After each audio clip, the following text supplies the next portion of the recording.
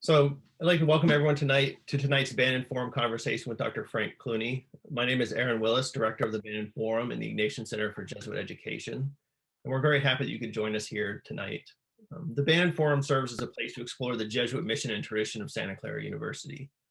In our event tonight, A Western Jesuits India, what I've learned from nearly 50 years of encounter with Hinduism, which is co-sponsored by the Jesuit School of Theology and the Department of Religious Studies, speaks to that mission in important ways.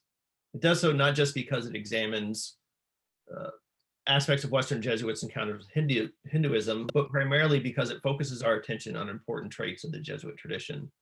For example, the importance of seeking ways of understanding new ideas through openness and dialogue. At the same time, we'll be reminded by Dr. Clooney that a full understanding of the world as it is requires us to grapple with these exchanges and all of their difficulty and messiness, including in the case of India, the colonial legacies and resulting contemporary realities. In the light of this tradition of deep dialogue and critical scholarship, I'm delighted that we were able to launch this series with Dr. Clooney and Dr. David Pinault of the Department of Religious Studies here at Santa Clara University. And before I hand it over to Thomas Catoy, let me just say one thing quickly. If you want to, as we go along, if you want to post questions in the Q&A window, feel free to do that. And we can come to those at the end. So if they come to you and you want to kind of get them down, feel free to post questions at any point. And also, as we enter Q&A time, question and answer time, if you want to raise your hand, we can also unmute you if necessary. So just keep that in mind. So I'll now hand it over to Dr. Thomas Catoy, Associate Professor of Christology and Cultures and Dewan Family Endowed Chair in Ecumenical and Interfaith Dialogue, to introduce our broader series and tonight's distinguished guests. Thank you, Aaron. So welcome again. Again, as Aaron said, my name is Thomas Catoy, and I'm on the faculty at the Jesuit School of Theology at Santa Clara, which is up in Berkeley, in fact, and is part of the Graduate Theological Union. I teach early Christian theology and interreligious dialogue, primarily Buddhist Christian dialogue. And I want to welcome you again to this lecture series, which is going to explore the different Jesuit and Ignatian approaches to interreligious dialogue and comparative theology. So we are very glad to welcome Father Frank Clooney from the Harvard Divinity School for tonight's lecture. Before I introduce the speakers for tonight, let me actually say a few words about the next lectures in the series. The next talk will be on February 23rd, and alas, in an act of shameless self-promotion, I have to tell you that I will be giving the talk on Tibetan Christian dialogue, and Dr. Gray from the Religious Studies Department at Santa Clara will be the respondent. And there will be two more lectures in April. April 13th, Ruben Habito from Southern Methodist University will talk about his experience as a long-time practitioner of Zen and a Catholic. So he's going to talk about dual religious belonging. And Thierry Maynard, a Jesuit who teaches at Sun Yat-sen University in China, will speak about the Jesuit presence in China, and the lecture will be on April 30. So they will all be on a Tuesday evening at 6 p.m. So now back to tonight's lecture. Father Clooney probably needs no introduction, but I'll just say a few words anyway. Father Clooney is a member of the Society of Jesus. He completed his PhD in South Asian languages and Hinduism at the University of Chicago in 1984. He taught at Boston College in the theology department until 2005. I was fortunate enough to actually take two classes with Father Clooney during my doctoral studies back then, which is almost 20 years ago, my goodness. And then Frank migrated to Harvard Divinity School, where he has been for now 16 years. And Frank is the author of many books that have been extraordinarily influential and has essentially created the field of comparative theology. Among them, I just mention, Theology After Vedanta, Hindu God, Christian God, and Blessed Mother, Divine Mother. And he has recently published Western Jesuit Scholars of India, which I must confess I have not yet read, but I'm sure I'm going to do that soon enough. So Dr. Pino is going to give a response. I'm going to introduce him after Frank's lecture, and there will be time for questions at the end. So Frank, the floor is yours. Thank you very much. So I begin by expressing my gratitude to all of you for inviting me to be with you for this event. to Aaron Willis, who helped arrange it all right from the beginning, to David Pinault, who's taken on the brave task of being respondent when I only gave him an outline, but not a full text. And Thomas, of course, who mentions that we go way back.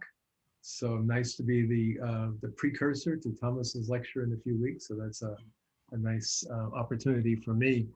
I do wish that I was there in person.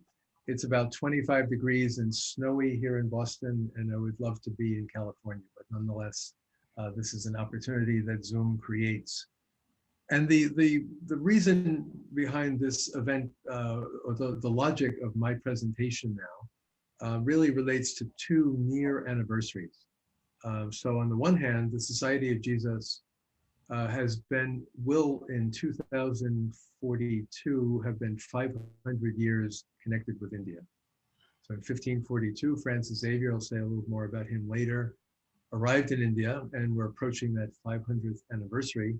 And on a certainly less monumental scale, in 1973, I went first to India and Nepal, and therefore it'll be in 2 years, 50 years since I went there. So kind of playing with this idea of my 50 years and the Society of Jesus' 500 years, trying to make some sense of how this works. I can add only the other accidental providential thing is that Francis Xavier was the first Jesuit to India, and I was baptized Francis Xavier. So there's some kind of a destiny or providence there. I have three parts to my presentation. Like any good Jesuit presentation, there are three parts.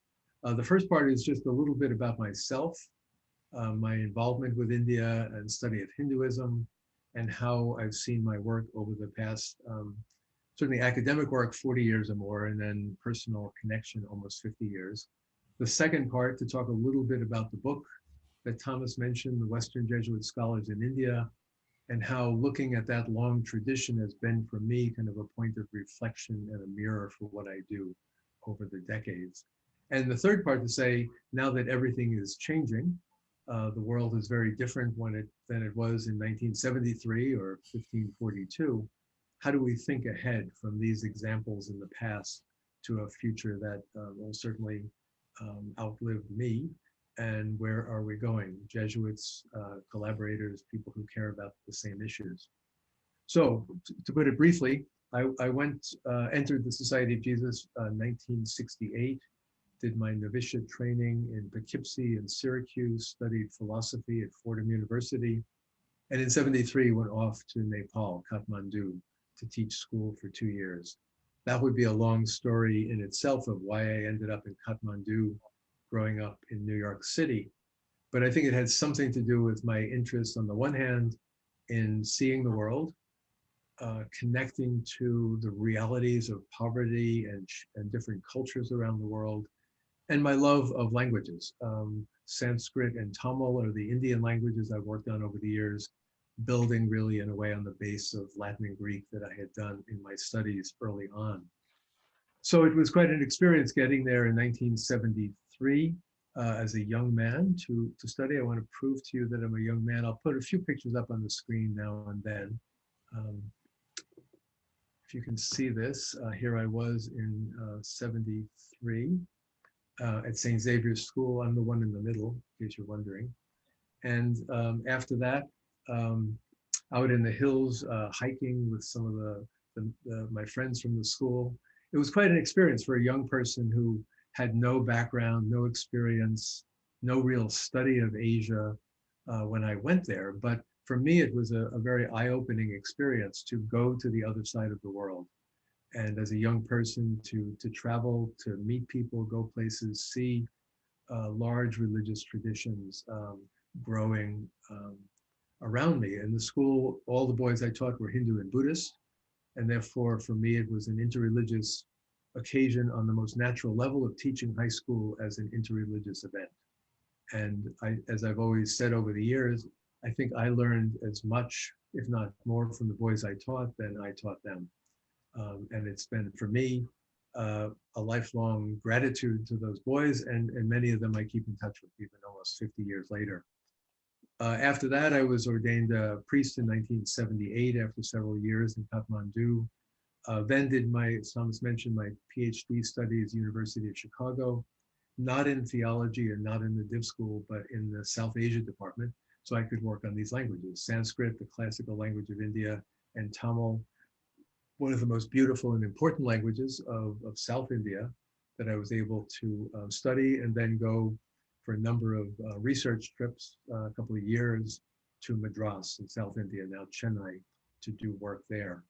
Probably over the years, I've been back to India maybe almost 20 times for 2 or 3 months, occasionally. In 2019, before we all stopped traveling, I was there for about 4 days for a very pointed trip for a certain purpose, and was in and out, which I regret because I love going to India. But as I'll say later on, I've also been witness to the growing presence of Indians, people from South Asia, and Hindus in the West, and therefore over the decades have many friends, many connections, many personal relationships here in America as well, that Hinduism is not simply in Asia, but Hinduism is around me where we are as well. And I think I should say about this that, I was in Kathmandu, which many people connect more with the Buddhist traditions, the Newar Buddhism of the valley, and the Tibetan Buddhism that have strong roots in Nepal, particularly after the flight of the Dalai Lama from China down to India. Many of his disciples settled in Nepal instead. And I have great respect for the Buddhist traditions, but I think perhaps it's important in understanding me to say that I felt immediately and from the start kind of at home with the Hindu traditions. They, as it were, in a sense, they needed no explanation. There was some kind of resonance. I connected with them. I loved the poetry. I loved the philosophy, and was able to relate as if somehow I was at home in this tradition, without any real explanation for saying that. I have had Hindu friends who've said, well, that was only because I had been a Hindu in a previous life, but I didn't touch that and try to explain that, but that is what sometimes people think.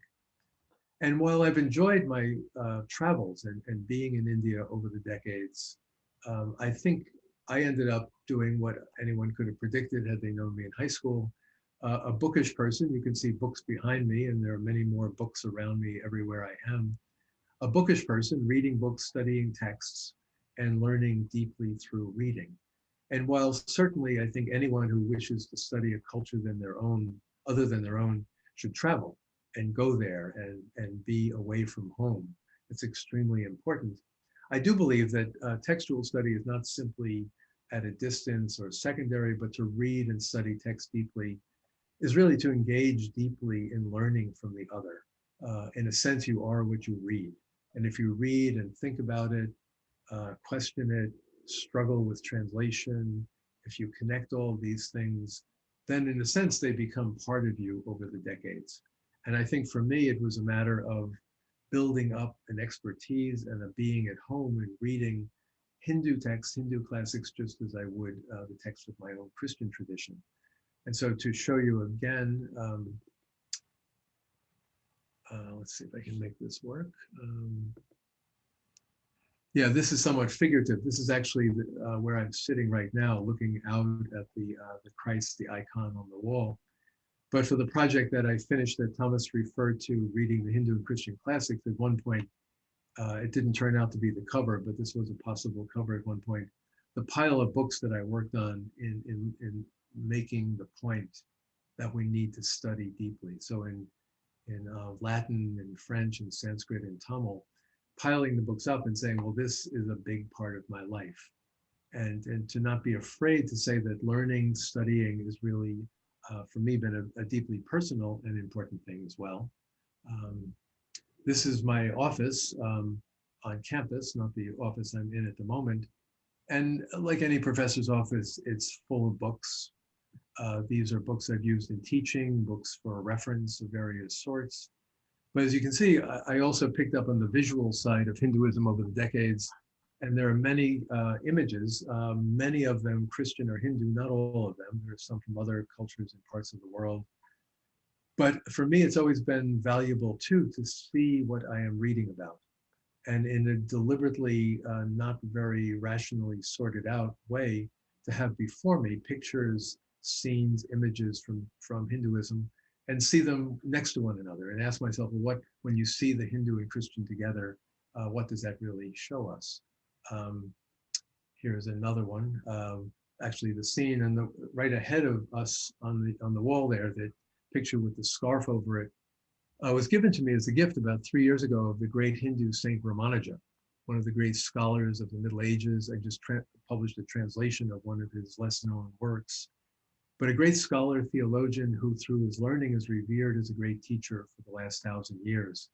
And by the way, off to the right, the larger, slightly larger picture next to it was given to me by a boy I helped at the Social Service Center at St. Xavier School in 1975.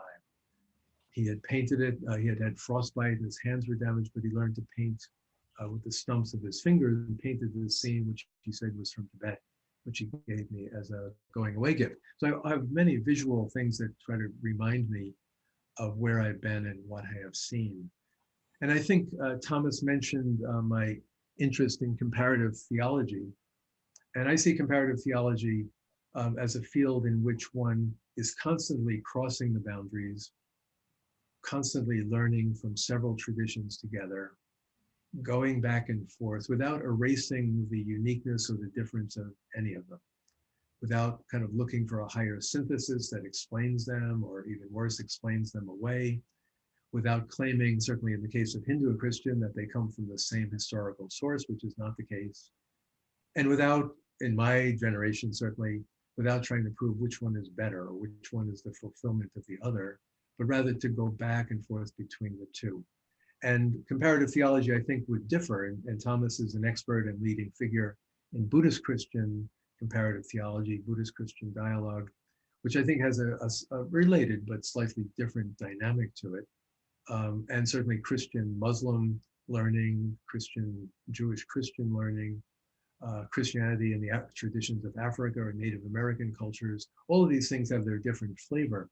But for me, having stressed, as I said, the connatural way in which I always found the Hindu and the Christian belonging together, despite the lack of a historical beginning, nonetheless, I found that they are ripe with possibilities, kind of for playing back and forth across the boundaries.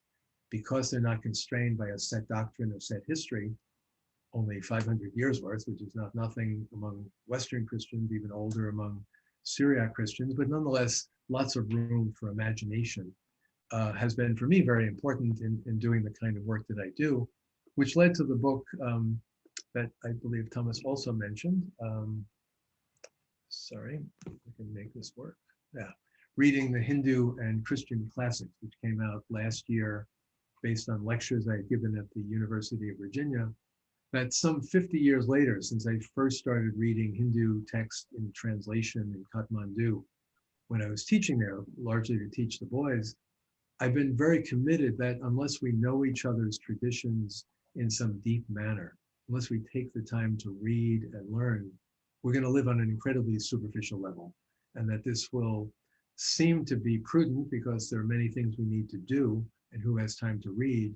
But if we don't read, we don't know what we're talking about. And so the subtitle there, if you can read it, small print, Why and How Deep Learning Still Matters. And anyone I've talked to of a Hindu background, I think also recognizes that this makes good sense. I've met and admired and could never compete with some of the great pundits and scholars of South India, who from the time of their small children learn these texts and memorize them and recite them and have encyclopedic learning in their minds, and that you, again, become what you read. And for me, it's always been a quest to become what I read. I'll close this first part by saying, and I hope it's making some sense, and I'll look forward to questions, that this has always, for me, then been worked out in writing and publishing, certainly, communication, but also in the classroom. From my first interactions with the boys I taught in Kathmandu for those 2 very decisive years, for my 21 years teaching in Boston College, where the study of Hinduism, certainly in the 80s, 90s, was not very common, pushing the boundaries and saying even for our doctoral students to learn interreligiously was absolutely part of the Jesuit tradition and who we are. And then finally to push further at Harvard, claiming that theology still matters, but that interreligious learning can be done in a way that is personally transformative. So all of these things, I think, have been part of my 50 years, nearly 50 years of time in India. But the second part of my presentation is simply to nod to and perhaps say something briefly about the nearly 500 years of the Jesuit connection with India. It's striking that the Society of Jesus was founded in 1540 officially, after the experiences of Ignatius and his companions, but that within 2 years, one of the first and very leading figures of the early society, Francis Xavier, went off to India. He eventually went to Japan and was hoping to go to China at the time of his death, but spent 4 years or so in India, very formative years for him, and also for the church in India, in Goa, certainly where his body is still revered, and a great kind of sense of the Society of Jesus in the East, being worked out first of all in India with Francis's arrival. And I'll show you a few more pictures just to have a little bit of visual here. This is one of the many scenes you can find on the web. I'm not an art historian, but these pictures of Francis with the native peoples of the East and here seemingly in India,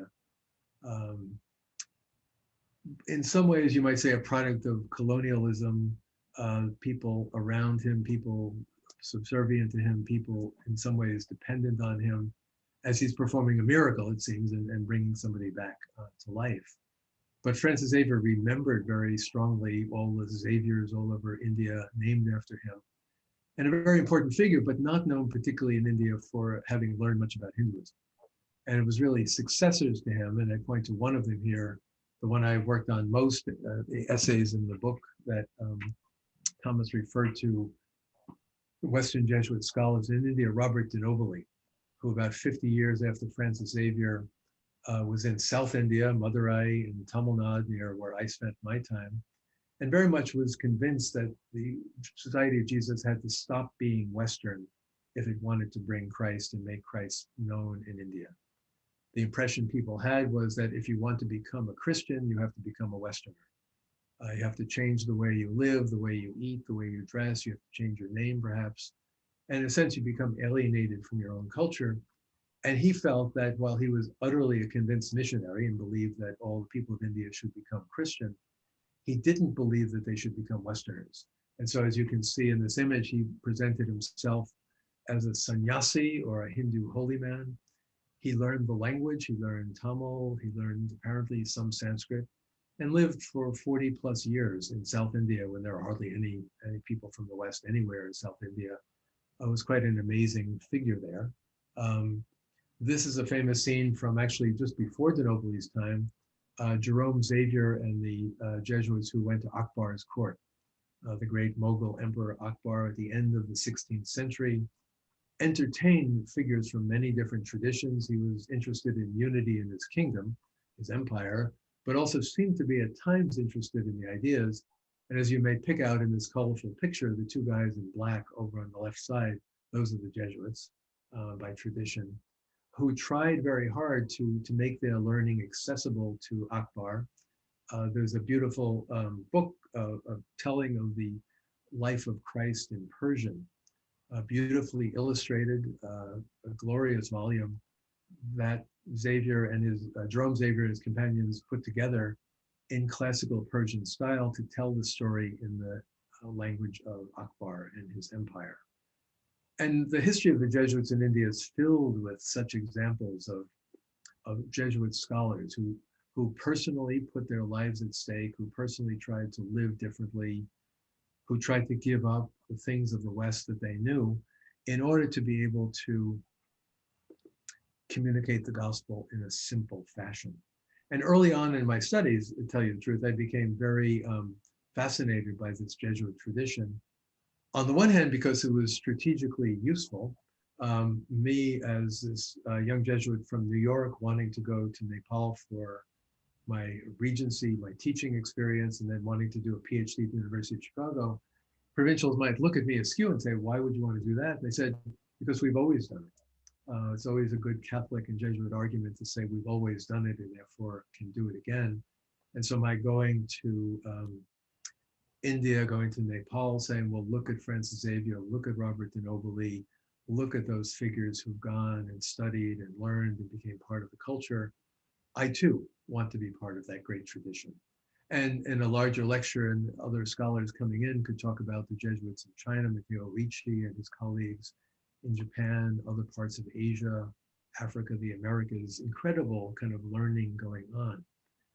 And I think what I decided to do early on, particularly at first with de Nobili, although I moved on to other figures over the years, with him working in Tamil Nadu, knowing some Sanskrit, knowing some Tamil, just like me, he knew more, but nonetheless, we were in the same part of South India.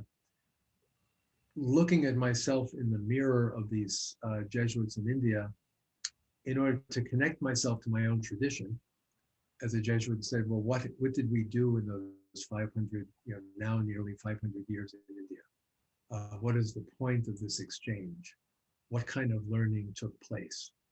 And over the years, even till right now, and if at the end I may have a moment to tell you something about my current project, trying to, in the midst of my main work, which has always been the study of classical Hinduism in Sanskrit or Tamil and comparative Christian Hindu studies, always having time for side projects looking at the Jesuits in India. And I think partly for me, it was like looking in the mirror, to be able to look back and say, if I'm part of this tradition, if we are one society of Jesus, what were they doing and what was I doing? And so it became, I think we can show this one. Sorry. This book, which you should all run out and buy. It's not a cheap book. It's from Brill. It's very beautifully done, but nonetheless collects 15 of the essays I've written over the past 35 years about my study of the Jesuits in India, tracing their paths, reassessing their goals. There could have been a subtitle to the subtitle, tracing my path, reassessing my goal as well in the light of this. This, by the way, the picture of the Madonna here was commissioned by an 18th century Jesuit, an Italian Jesuit in South India, Constantine Joseph Besci, who was an Italian scholar, the most brilliant of the linguistic learners of Tamil, who had this commissioned in the Philippines and brought to India to have a Mary who fit the culture, and Mary who was not dressed like a foreign lady. So it's a picture I thought would be nice on the cover of this book. But I saw myself in doing this book as a number of things. I'm not a historian. There are wonderful historians doing cutting edge work about the Jesuits in India. They've read the archives in Italian and Portuguese, and have spent incredible time doing that kind of archival work, which I don't do. I just read printed text, whatever the language may be, of the languages I know. But what I have an advantage in the sense is that I know the Hindu side of the comparisons as well. And I think for me, this is important because too much of the study of the Jesuits by Jesuits and non-Jesuit scholars has forgotten about, well, what did the Hindus think? And often the only thing we could imagine about what the Hindus thought is what the Jesuits said the Hindus thought. And it always struck to me that we need at least to be able to unpack the other side of this. And there have been cases, certainly in China, where this has been done very well. It's harder to do in India, but nonetheless, to be able to see both sides of it. And that can be both inspiring and also disillusioning because on the one hand, in many cases, it didn't seem that the Jesuits made much of an impact at all. The Brahmins in South India rarely spoke of the Jesuits, rarely mentioned them, and basically turned the blind eye and didn't really want to engage these heroic figures that we praise so much. As an Indologist, I tried to see it through Hindu eyes.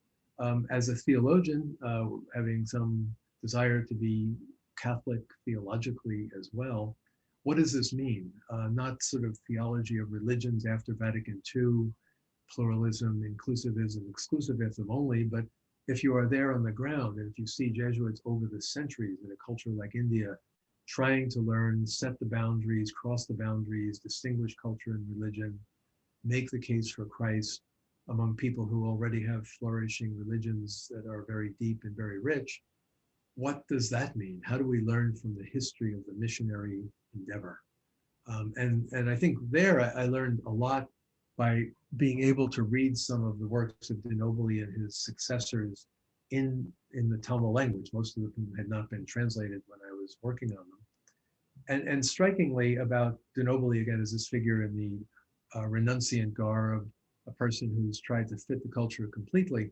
When he is writing in their own language, he becomes an apologist, even at times a polemicist, arguing that, look, now that you realize you can remain Indian, keep your customs, keep your family, keep your traditions, your food habits, and so on, realize that there are deep rational flaws in your tradition. Your understanding of the gods doesn't make sense. And really, if you're a rational person, you would leave that aside and come over to the Christian. And he sort of thought much of Hinduism and Buddhism too could be demolished intellectually, put aside in terms of lacking rationality, in order that then people would realize there's an open door, come through the open door to a more pleasingly intellectual religion, a religion that will satisfy you mind as well as soul, if you would only come over to our side. And it seemed to me that this reflects what many theologians have said over the centuries about the beauty and integrity and intelligence of the Christian theological tradition, and you know, are obviously at the center of it our sense of Christ, but believing that others have nothing much that can compare with this.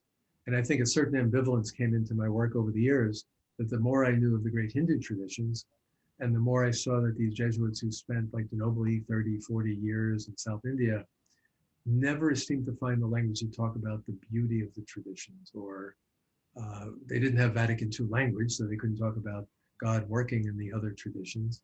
But there was a sense there that they were so afraid of superstition, the demons, the devils, and so on, they kept their distance, they kept away. And I realized that I was doing something very different. If I said early on tonight, I felt sort of kind of a connaturality of sort of being at home with Hinduism. Many of them never said that.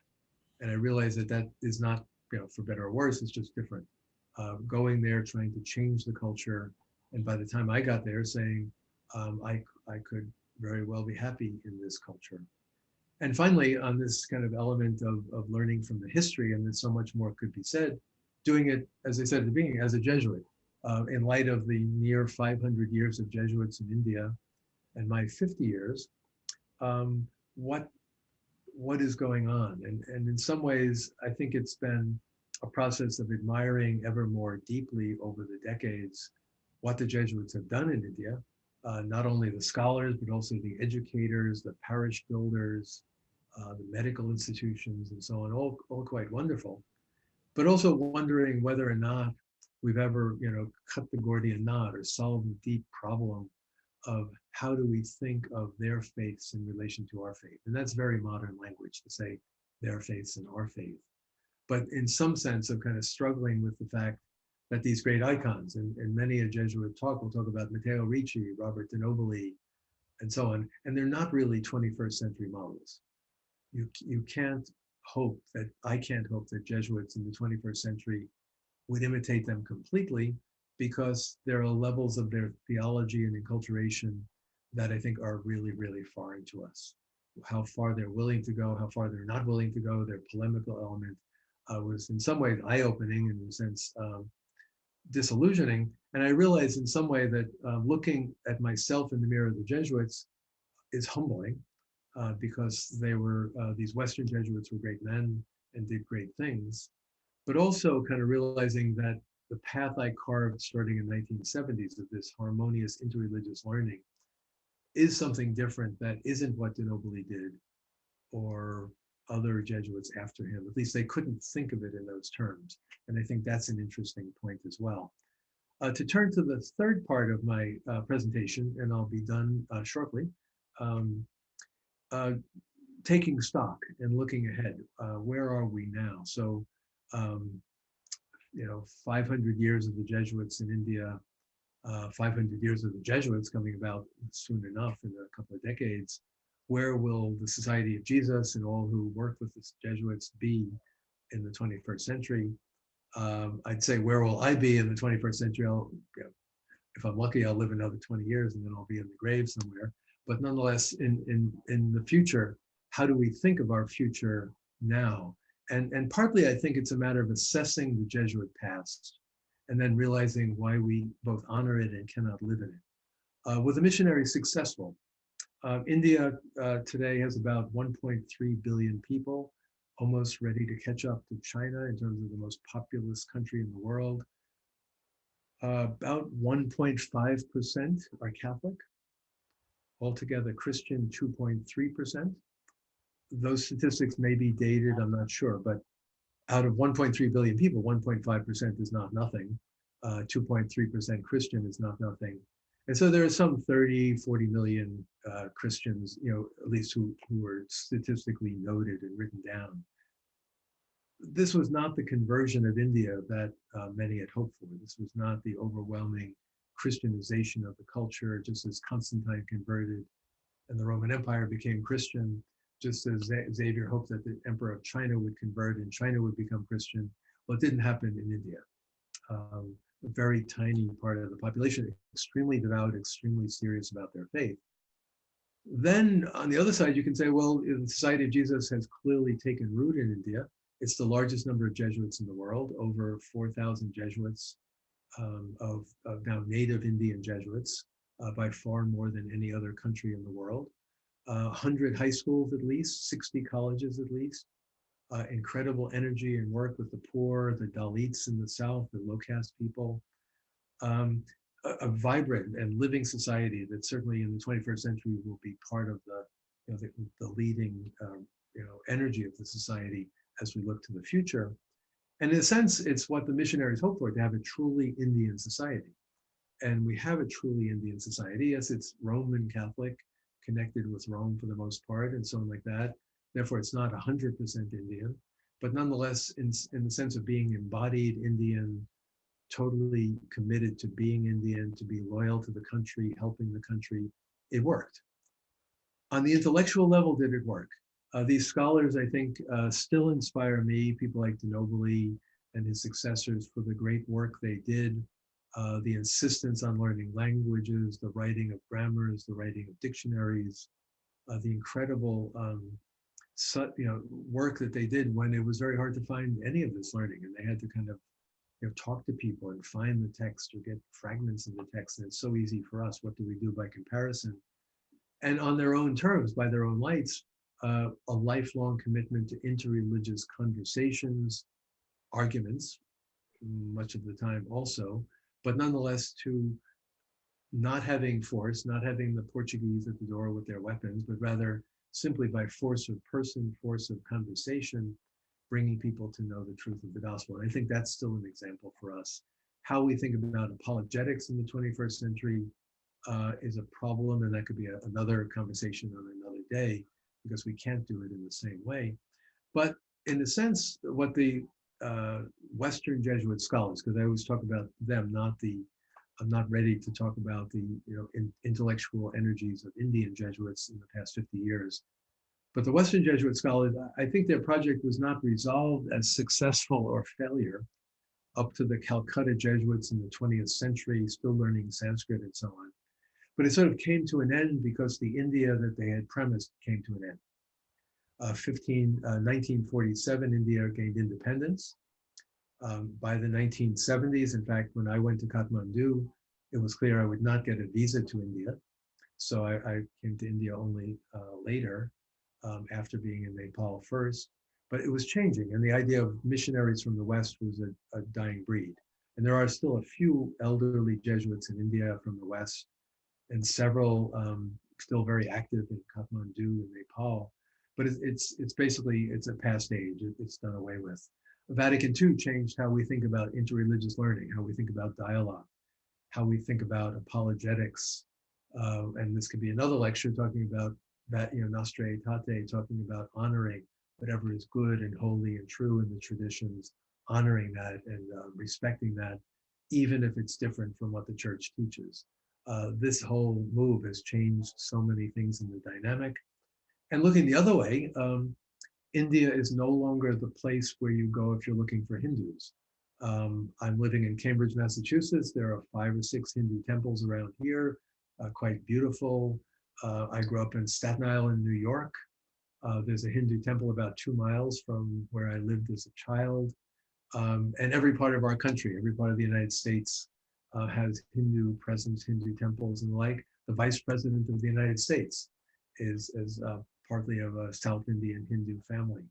And I think this matters too, that the model of enculturation, going to them, learning their languages, fitting in there, bringing them Christ, has suddenly been thrown back on us. And that where we are, if we want to fit into our culture, we have to face up to interreligious realities. They're not somewhere else, but they're here. And our culture is changing greatly. And therefore the paradigm of going there, learning and coming back no longer works. I think we're aware, therefore, of the differences between the church of the 16th, 17th, 18th, 19th, even 20th century and the church now, how these things have changed, how the Society of Jesus in India, the Indian Jesuits don't have to try to become Indian as de Nobili and his successors did. They don't have to try to dress like Indians, when they are Indians. It's who they are, and therefore they speak with the authority of children of the soil of India. And that's a different dynamic that needs to be listened to as Asian theologies, Indian theologies are worked out. But even in this world of interreligious learning and pluralism and dialogue, the final thing I'll say, and I'll almost be done, is that secularization is changing and how we think about religions altogether. That increasingly in India too, not only in the West, there are people who are moving away from religious traditions, either to the spiritual but not religious, or leaving behind religion altogether. And that the neat idea that our job is to reach out to people of other faith traditions and have dialogue with them is far messier than that in terms of where people actually are religiously today, but also the larger and larger numbers of people who are not religious at all. And how does that dynamic fit in a way that couldn't have been conceived of by the Jesuits in the past? So I conclude by saying that for the Society of Jesus, for the church, it's all changed. I don't think the questions have gone away that the Western Jesuit scholars were raising about what does it mean that Christ is Savior? What does it mean that Christ is a Savior for the people of India? What does it mean that we can strip away the Romanness of Roman Catholicism and have a truly Indian Christianity? These questions are still live questions. Translating the gospel is still a project. And the fact that it's shifted, that we can't go back and do what they did, doesn't mean that the problems and questions have gone away. Myself, I just close by saying that the project I'm working on now is one of the Jesuits I mentioned in passing, Constantine Joseph Beschi, who had made the Virgin Mary image for the cover of the book. He took a literary turn. Instead of apologetics, he decided to write the most beautiful possible poetry one could write in the Tamil language, and tell the Christian story in a high literary style so that people who love the language, love the culture, would see the beauty of Christ in the culture. He wrote a book called Tembavani, The Unfading Garland, which is improbably, in its 1,500 verses or more, the life of St. Joseph. From the birth of St. Joseph to the death of St. Joseph, but the entirety of the Bible and the childhood of Jesus told through St. Joseph. I think using his imagination full to say, we can't just come to India, mechanically adapt, argue our way into the culture, and expect it to work. We have to have the Christian story alive in the culture. So you have to tell the whole thing anew.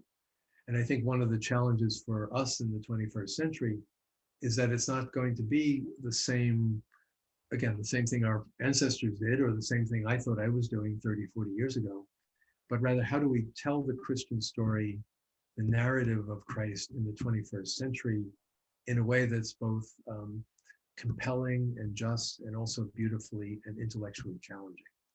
And so while I think the parameters have changed, the issues have changed, nonetheless, there are certain pressing issues that were true for Francis Xavier when he got to India in 1542, when I got there in 1973, that are going to be alive in the 21st century.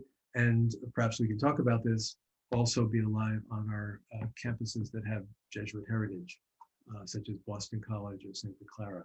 So there's a lot behind us, but a lot in the future if we learn from those who preceded us, but also don't bind ourselves to them as somehow answers to our futures, which they cannot be. So I think I'll stop there. Thank you very much for listening. Thank you, Frank. And I would have a lot of things to say, but I'm going to hand over the floor to David Pino, who is going to offer a response. David is a professor of religious studies at Santa Clara University. He has served for 12 years as the founding director of SEU's program in Arabic, Islamic, and Middle Eastern studies. In addition to fieldwork in Pakistan and India, he has also done research in Yemen, Syria, Egypt, and Indonesia.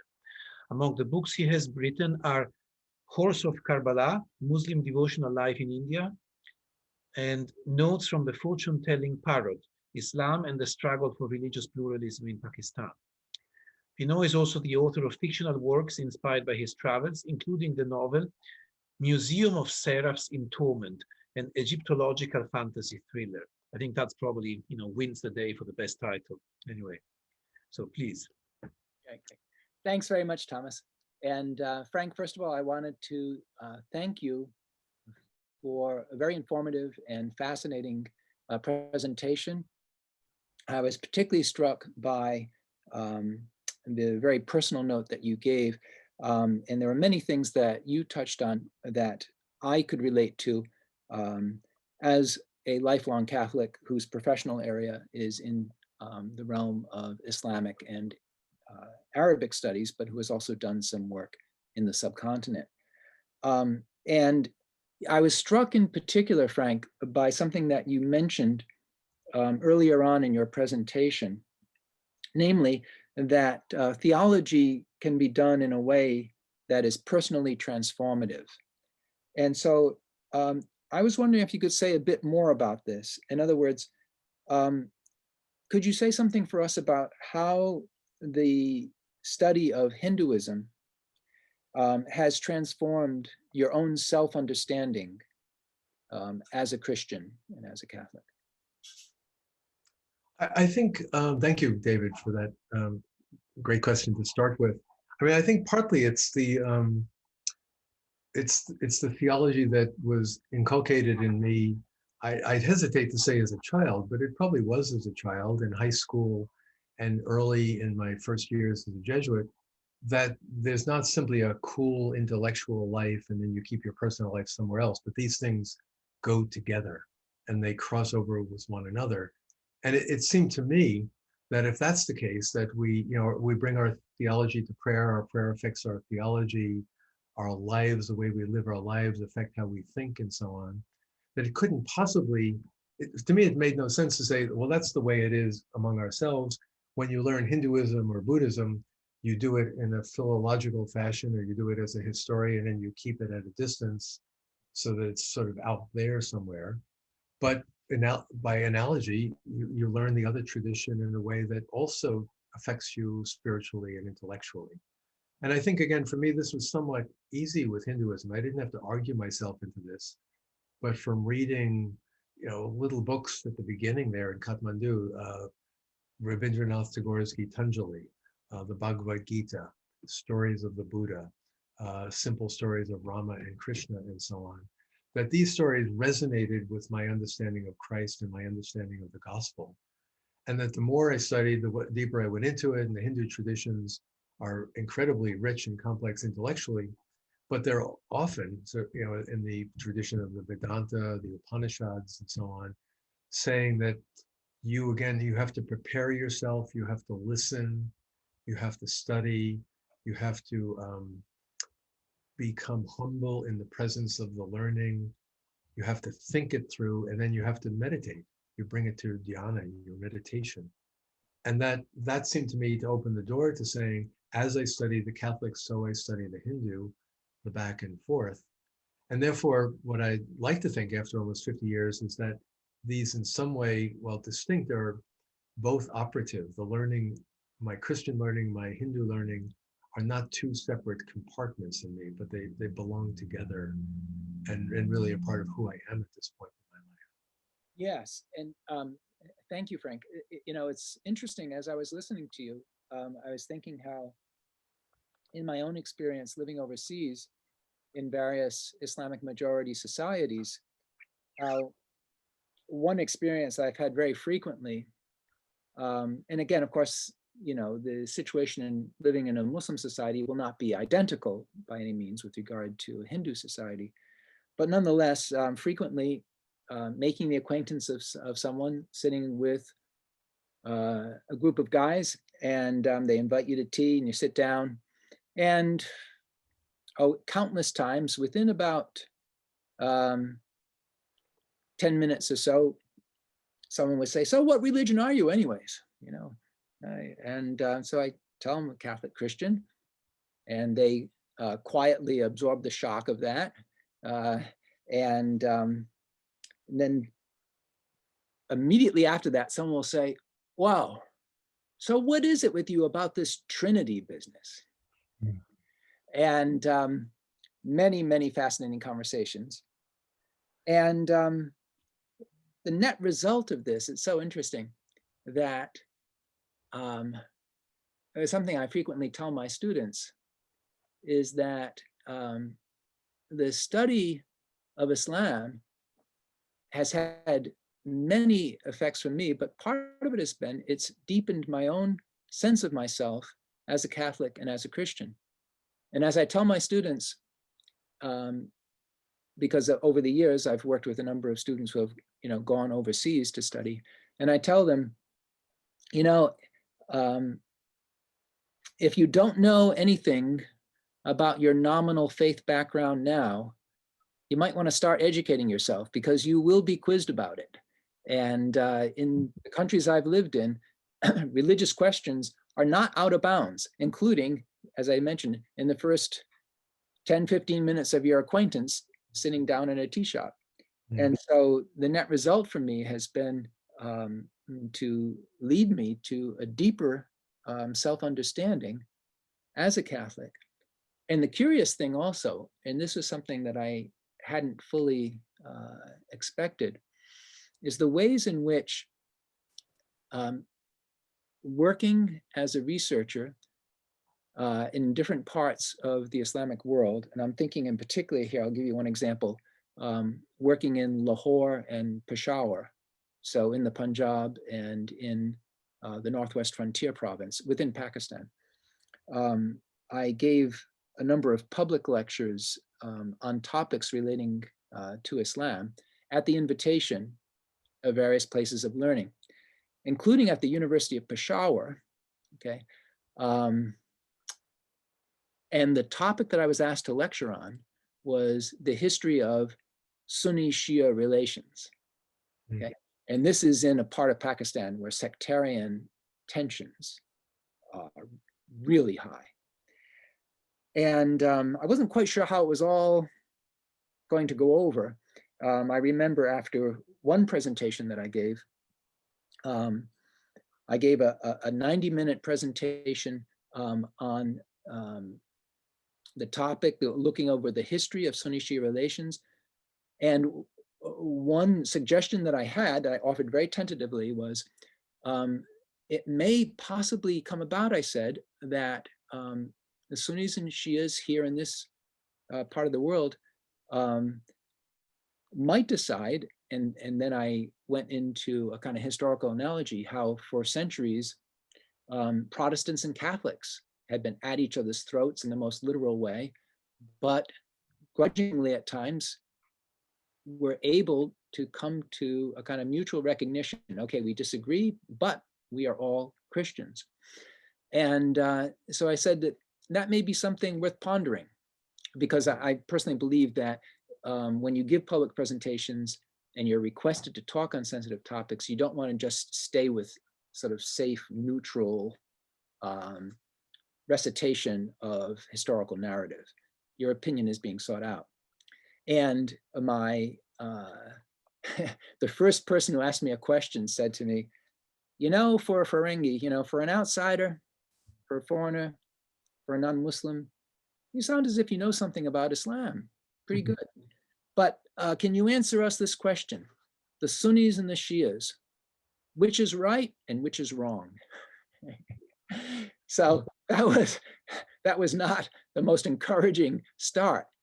But what was interesting was I navigated the various questions as best I could.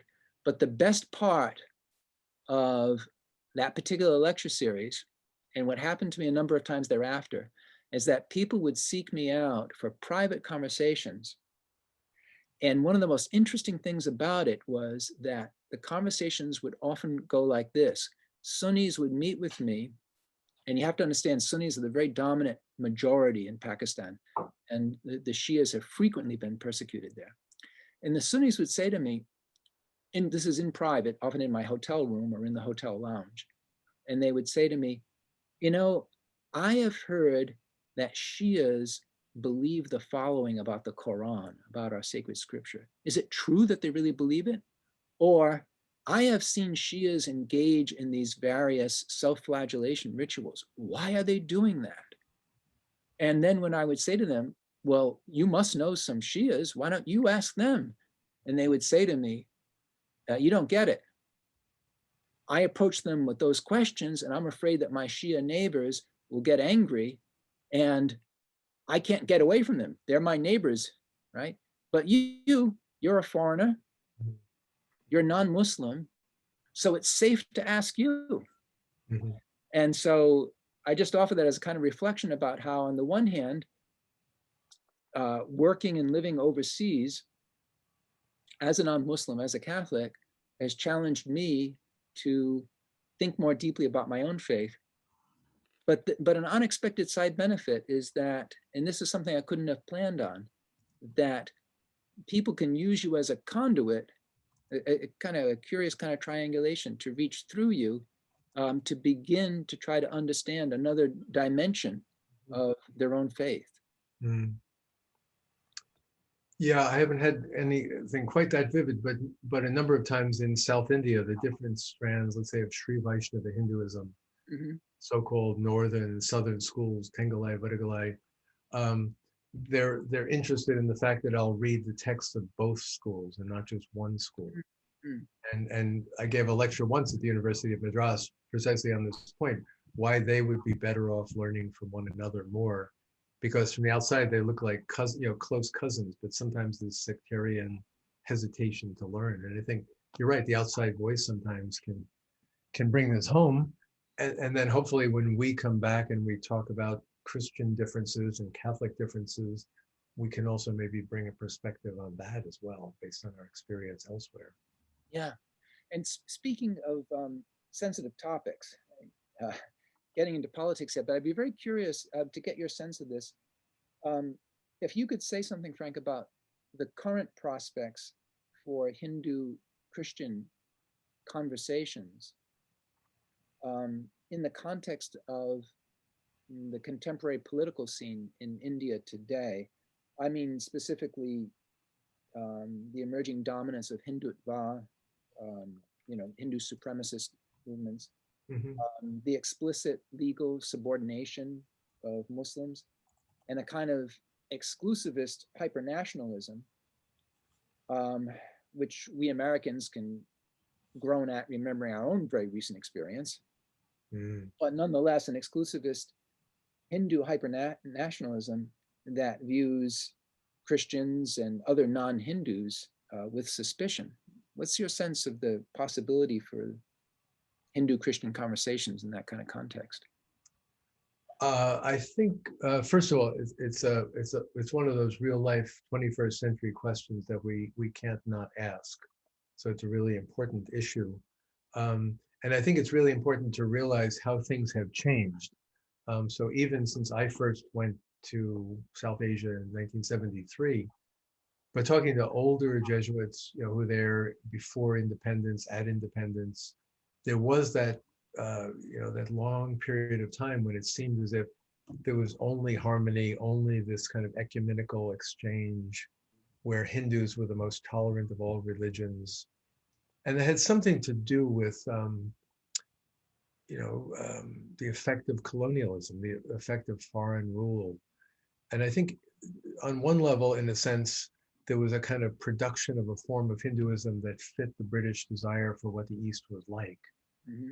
And even somebody as great as Mahatma Gandhi were, in a sense, part of the image of the nicer Hinduism that they wanted to find on the subcontinent.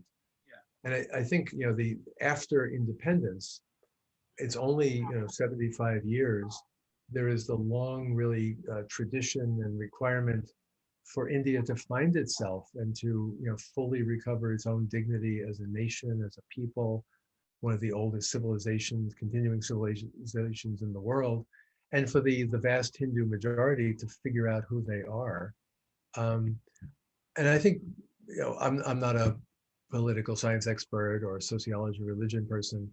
My sense is that, the vast majority of Hindus very much want to live in harmony, want to be respectful of their neighbors who are Christian and Muslim, but also want to say, well, we are 85% of the population. We want to be proud of our culture as this great Hindu nation as well. As in other parts of the world, there are these, fundamentalist movements, you might say right-wing movements of people who have no patience with the other, no patience with difference, and gaining political power then can use that power to, intimidate and persecute minorities.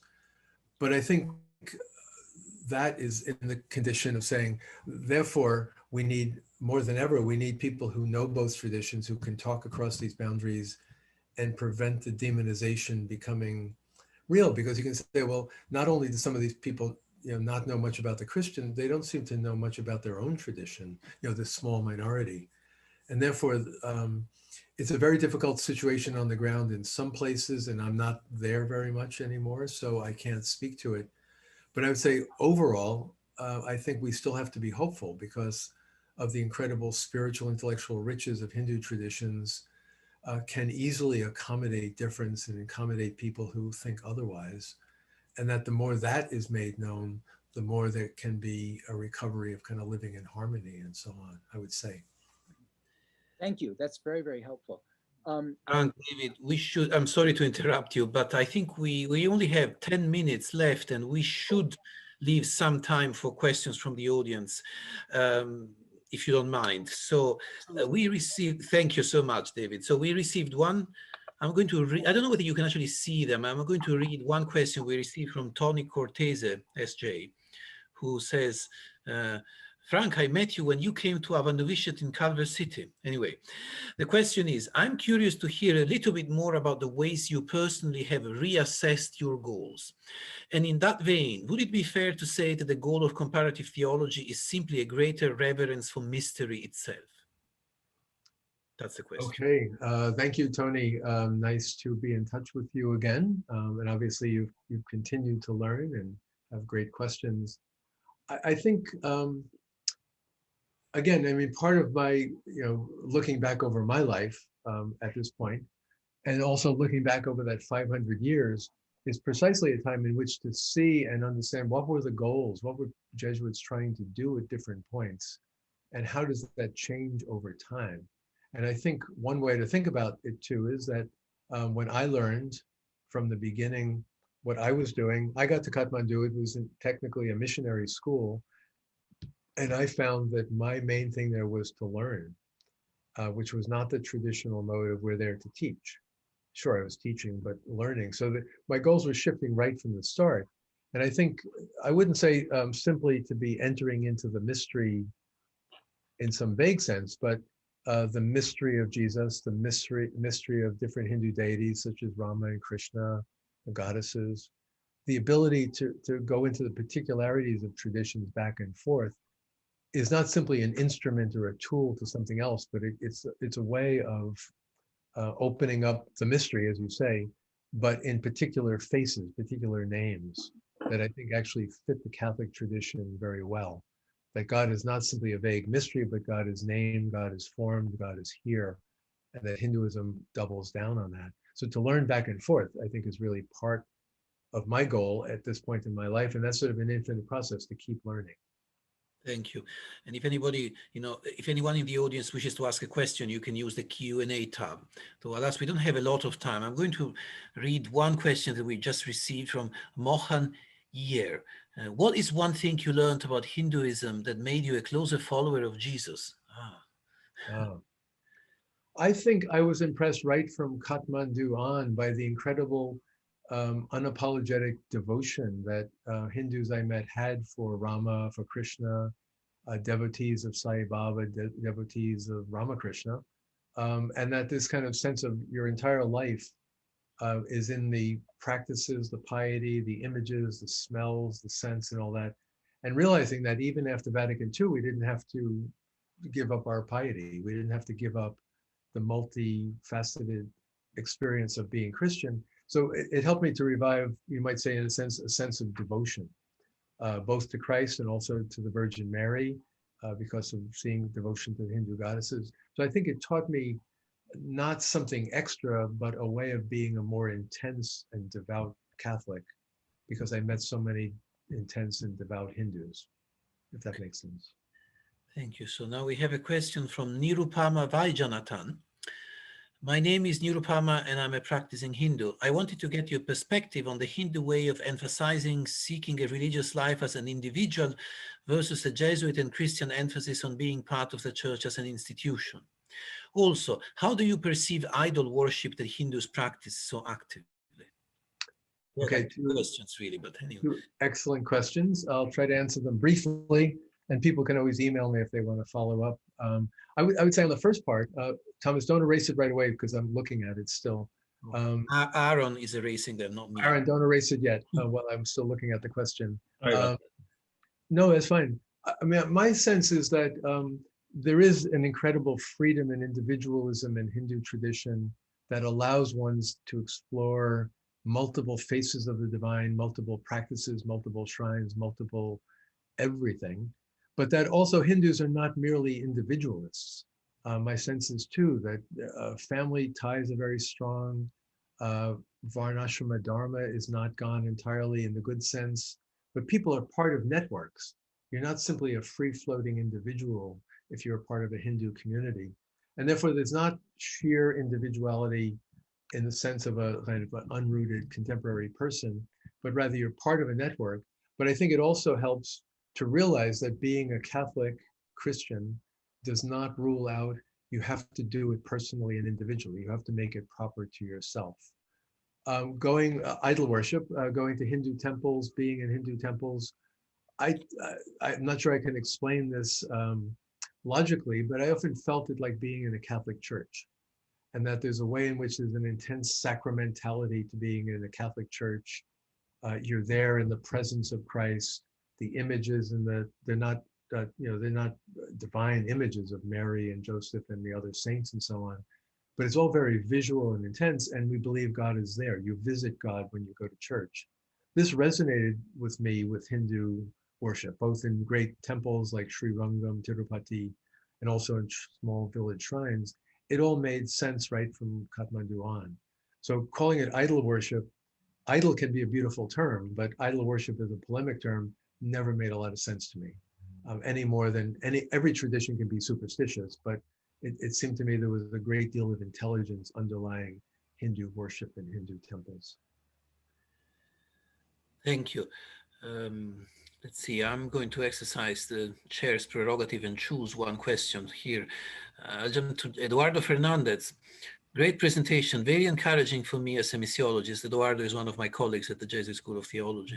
What do you most admire about Indian Jesuits, given the history you've outlined? I mean, I think I admire, I mean, as you would admire, people you work with, people you meet. I mean, I'm always grateful to Indian Jesuits for the warm welcome they've given to me over the decades, coming in, popping up, showing up in places, always accommodating me, the Westerner who wants to do these weird things and study weird things, always gracious. But I've also seen, the utter dedication, both in traditional things like running schools, headmasters of schools, principals, our colleges and so on, dedicated teachers, increasingly dedicated Jesuits working with the poorest of the poor, with the Dalit communities, the tribal peoples, risking their lives, being imprisoned because of the work they do, great courage. And I think, speaking up for themselves and saying the Indian church is not merely an echo or a duplicate of the Roman church. And that I think the church in India is small but proud, rightly proud, and able articulately to say we're going to be an Indian Christian identity.